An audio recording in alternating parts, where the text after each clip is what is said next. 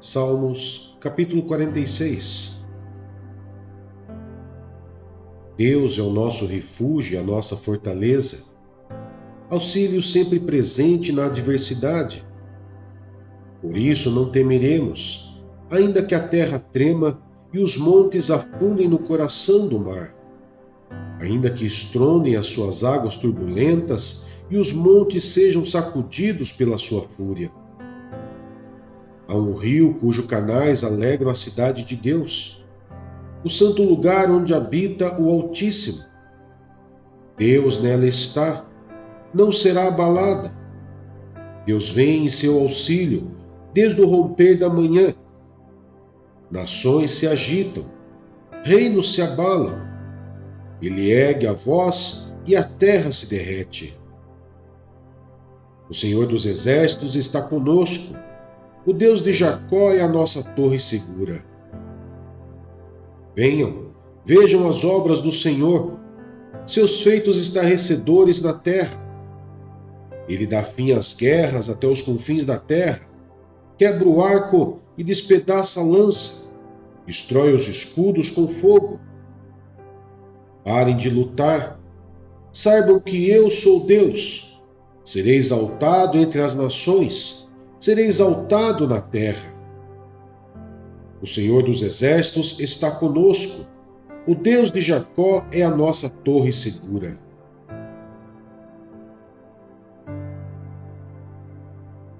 Salmos, capítulo 47. Batam palmas vocês, todos os povos. Aclamem a Deus com cantos de alegria, pois o Senhor Altíssimo é temível, é o grande Rei sobre toda a terra. Ele subjugou as nações ao nosso poder, os povos colocou debaixo de nossos pés, e escolheu para nós a nossa herança, e o orgulho de Jacó a quem amou. Deus subiu em meio a gritos de alegria, o Senhor em meio ao som de trombetas. Ofereçam música a Deus, cantem louvores. Ofereçam música ao nosso Rei, cantem louvores. Pois Deus é o Rei de toda a terra. Cantem louvores em harmonia e arte. Deus reina sobre as nações. Deus está assentado em seu santo trono. Os soberanos das nações se juntam ao povo do Deus de Abraão, pois os governantes da terra pertencem a Deus. Ele é soberanamente exaltado.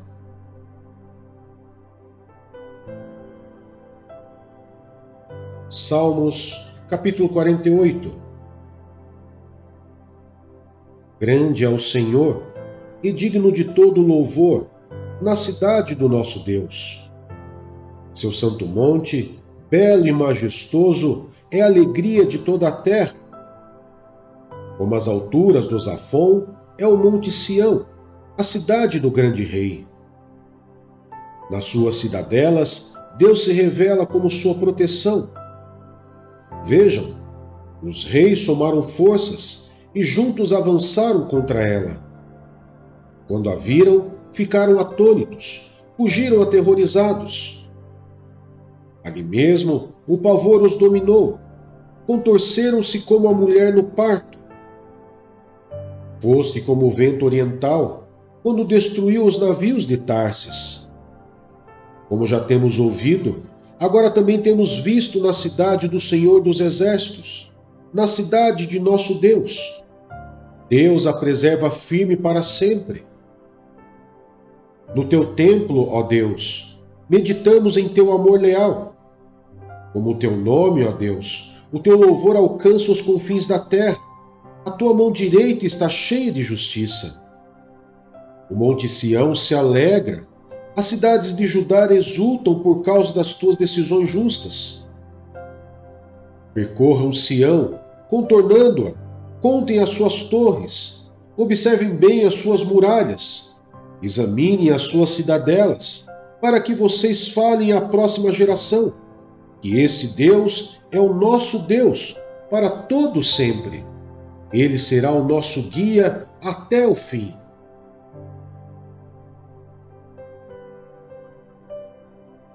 Salmos, capítulo 49. Ouçam isto, vocês, todos os povos. Escutem, todos os que vivem neste mundo. Gente do povo, homens importantes, ricos e pobres igualmente.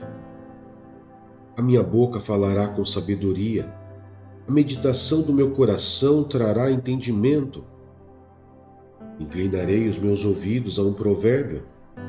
Com a harpa exporei o meu enigma.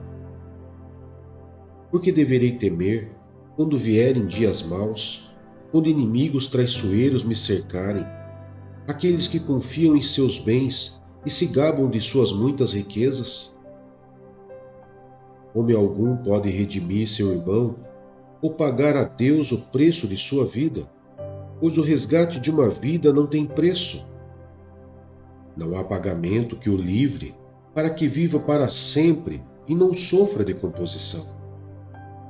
Pois todos podem ver que os sábios morrem, como perecem o tolo e o insensato, e para outros deixam seus bens. Seus túmulos serão suas moradas para sempre, suas habitações de geração em geração, ainda que tenham dado seus nomes a terras. O homem, mesmo que muito importante, não vive para sempre. É como os animais que perecem. Este é o destino dos que confiam em si mesmos e dos seus seguidores, que aprovam o que eles dizem.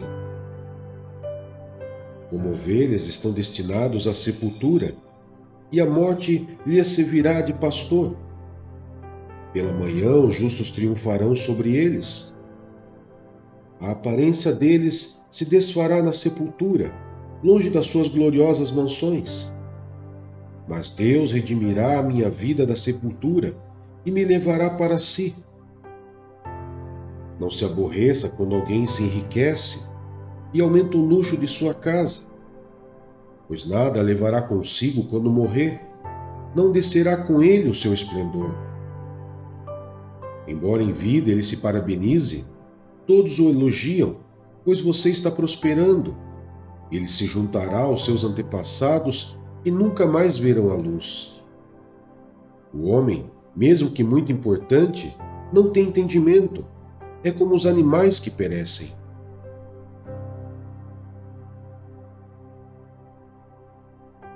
Primeira Coríntios, capítulo 10. Exemplos da história de Israel. Porque não quero, irmãos, que vocês ignorem o fato de que todos os nossos antepassados estiveram sob a nuvem e todos passaram pelo mar. Em Moisés, todos eles foram batizados na nuvem e no mar. Todos comeram do mesmo alimento espiritual e beberam da mesma bebida espiritual, pois bebiam da rocha espiritual que os acompanhava, e essa rocha era Cristo. Contudo, Deus não se agradou da maioria deles, por isso seus corpos ficaram espalhados no deserto. Essas coisas ocorreram como exemplos para nós, para que não cobicemos coisas más, como eles fizeram. Não sejam idólatras, como alguns deles foram, conforme está escrito. O povo se assentou para comer e beber, e levantou-se para se entregar à farra. Não pratiquemos imoralidade, como alguns deles fizeram, e num só dia morreram 23.000. Não devemos pôr o Senhor à prova, como alguns deles fizeram, e foram mortos por serpentes. E não se queixem, como alguns deles se queixaram, e foram mortos pelo anjo destruidor. Essas coisas aconteceram a eles como exemplos, e foram escritas como advertência para nós, sobre quem tem chegado o fim dos tempos. Assim, aquele que julga estar firme, cuide-se para que não caia. Não sobreveia a vocês tentação que não fosse comum aos homens. E Deus é fiel. Ele não permitirá que vocês sejam tentados além do que podem suportar. Mas quando forem tentados, Ele mesmo lhes providenciará um escape, para que o possam suportar. As festas idólatras e a ceia do Senhor. Por isso, meus amados irmãos, fujam da idolatria. Estou falando a pessoas sensatas. Julguem vocês mesmos o que estou dizendo. Não é verdade que o cálice da bênção, que abençoamos, é uma participação no sangue de Cristo? E que o pão que partimos é uma participação no corpo de Cristo?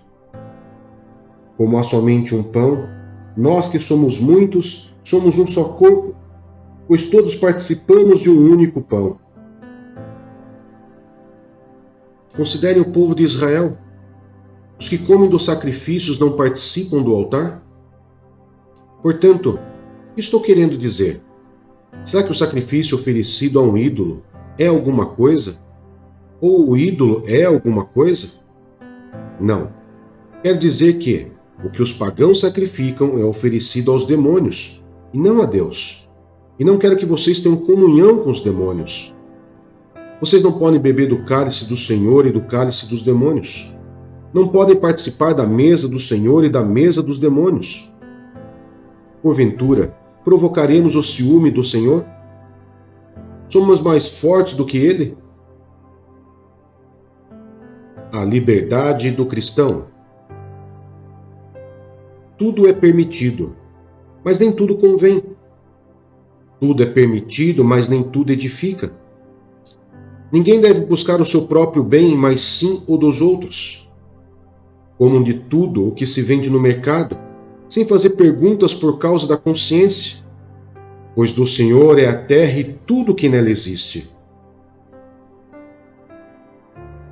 Se algum descrente o convidar para uma refeição e você quiser ir, coma de tudo o que lhe for apresentado, sem nada perguntar por causa da consciência.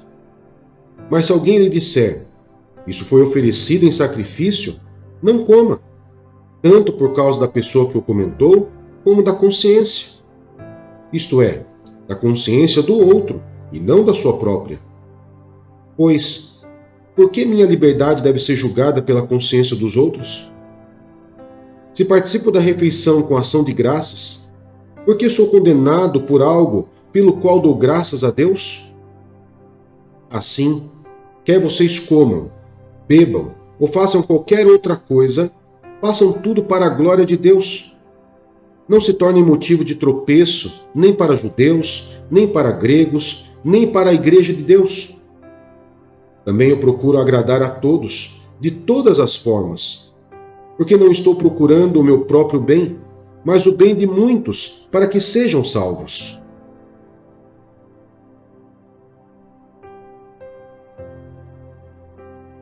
Primeira Coríntios, capítulo 11. Tornem-se meus imitadores, como eu sou de Cristo. Instruções sobre a adoração. Eu os elogio por se lembrarem de mim em tudo e por se apegarem às tradições exatamente como eu as transmiti a vocês. Quero, porém, que entendam que o cabeça de todo homem é Cristo, e o cabeça da mulher é o homem, e o cabeça de Cristo é Deus. Todo homem que ora ou profetiza com a cabeça coberta desonra sua cabeça. E toda mulher que ora ou profetiza com a cabeça descoberta desonra sua cabeça, pois é como se a tivesse rapada. Se a mulher não cobre a cabeça, deve também cortar o cabelo. Se, porém, é vergonhoso para a mulher ter o cabelo cortado ou rapado, ela deve cobrir a cabeça. O homem não deve cobrir a cabeça, visto que ele é a imagem e glória de Deus. Mas a mulher é glória do homem. Pois o homem não se originou da mulher, mas a mulher do homem. Além disso, o homem não foi criado por causa da mulher, mas a mulher por causa do homem. Por essa razão e por causa dos anjos, a mulher deve ter sobre a cabeça um sinal de autoridade. No Senhor, todavia, a mulher não é independente do homem, nem o homem independente da mulher. Pois assim como a mulher proveio do homem, também o homem nasce da mulher. Mas tudo provém de Deus. Julguem entre vocês mesmos. É apropriado a uma mulher orar a Deus com a cabeça descoberta? A própria natureza das coisas não lhes ensina que é uma desonra para o homem ter cabelos compridos e que o cabelo comprido é uma glória para a mulher? Pois o cabelo comprido foi-lhe dado como manto.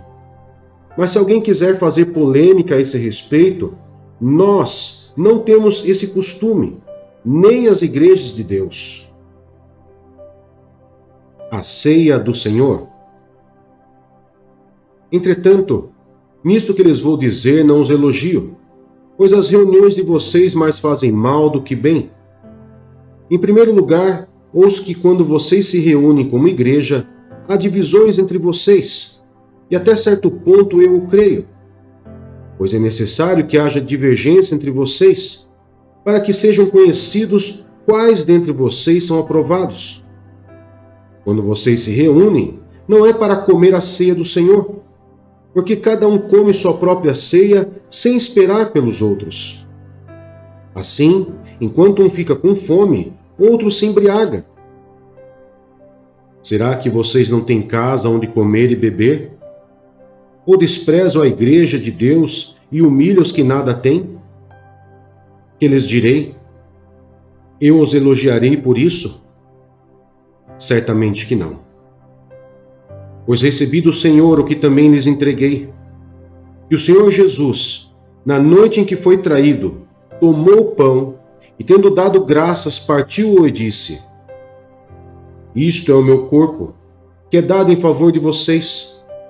Façam isto em memória de mim.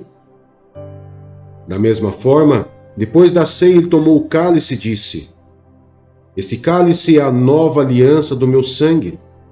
Façam isso sempre que o beberem em memória de mim. Porque sempre que comerem deste pão e beberem deste cálice, vocês anunciam a morte do Senhor até que ele venha. Portanto, todo aquele que comer o pão ou beber o cálice do Senhor indignamente será culpado de pecar contra o corpo e o sangue do Senhor. Examine-se cada um a si mesmo, e então coma do pão e beba do cálice. Pois quem come e bebe sem discernir o corpo do Senhor, come e bebe para sua própria condenação. Por isso há entre vocês muitos fracos e doentes, e vários já dormiram. Mas se nós tivéssemos o cuidado de examinar a nós mesmos, não receberíamos juízo. Quando, porém, somos julgados pelo Senhor, estamos sendo disciplinados para que não sejamos condenados com o mundo.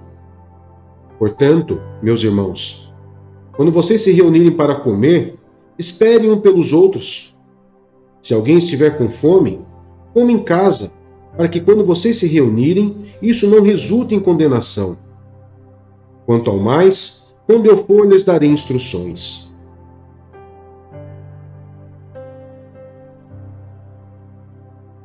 Primeira Coríntios, capítulo 12. Os dons espirituais. Irmãos, quanto aos dons espirituais, não quero que vocês sejam ignorantes. Vocês sabem que quando eram pagãos, de uma forma ou de outra, eram fortemente atraídos e levados para os ídolos mudos. Por isso, eu lhes afirmo que ninguém que fala pelo Espírito de Deus diz: Jesus seja amaldiçoado. E ninguém pode dizer: Jesus é Senhor, a não ser pelo Espírito Santo. Há diferentes tipos de dons, mas o Espírito é o mesmo. Há diferentes tipos de ministérios, mas o Senhor é o mesmo. Há diferentes formas de atuação, mas é o mesmo Deus quem efetua tudo em todos. A cada um, porém, é dada a manifestação do Espírito, visando ao bem comum. Pelo Espírito, a um é dada a palavra de sabedoria, a outro, pelo mesmo Espírito, a palavra de conhecimento, a outro, fé, pelo mesmo Espírito, a outro, dons de curar, pelo único Espírito, a outro, poder para operar milagres, a outro, profecia, a outro, discernimento de espíritos, a outro, variedade de línguas, e ainda a outro, interpretação de línguas.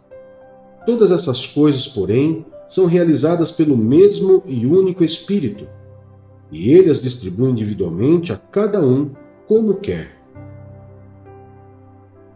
Diversidade na unidade. Ora, assim como o corpo é a unidade, embora tenha muitos membros, e todos os membros, mesmo sendo muitos, formam um só corpo, assim também com respeito a Cristo. Pois em um só corpo todos nós fomos batizados em um único Espírito, quer judeus, quer gregos, quer escravos, quer livres. E a todos nós foi dado beber de um único Espírito. O corpo não é feito de um só membro, mas de muitos. Se o pé disser, por que não sou mão, não pertenço ao corpo, nem por isso deixa de fazer parte do corpo. E se o ouvido disser, por que não sou olho, não pertenço ao corpo, nem por isso deixa de fazer parte do corpo. Se todo o corpo fosse olho, onde estaria a audição? Se todo o corpo fosse ouvido, onde estaria o olfato? De fato, Deus dispôs cada um dos membros no corpo segundo a sua vontade. Se todos fossem um só membro, onde estaria o corpo? Assim, há muitos membros, mas um só corpo. O olho não pode dizer à mão, não preciso de você. Nem a cabeça pode dizer aos pés, não preciso de vocês. Ao contrário, os membros do corpo que parecem mais fracos são indispensáveis, e os membros que pensamos serem menos honrosos, tratamos com especial honra. E os membros que em nós são indecorosos, são tratados com decoro especial, enquanto os que em nós são decorosos não precisam ser tratados de maneira especial. Mas Deus estruturou o corpo dando maior honra aos membros que dela tinham falta, a fim de que não haja divisão no corpo, mas sim que todos os membros tenham igual cuidado uns pelos outros. Quando um membro sofre, todos os outros sofrem com ele. Quando um membro é honrado, todos os outros se alegram com ele. Ora, vocês são o corpo de Cristo, e cada um de vocês individualmente é membro desse corpo. Assim, na Igreja, Deus estabeleceu primeiramente apóstolos, em segundo lugar profetas, em terceiro lugar mestres, depois os que realizam milagres, os que têm dons de curar, os que têm dom de prestar ajuda, os que têm dons de administração e os que falam diversas línguas.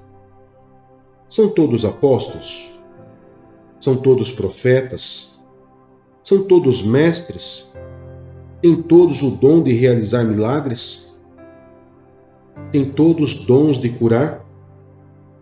Falam todos em línguas? Todos interpretam? Entretanto, busquem com dedicação os melhores dons.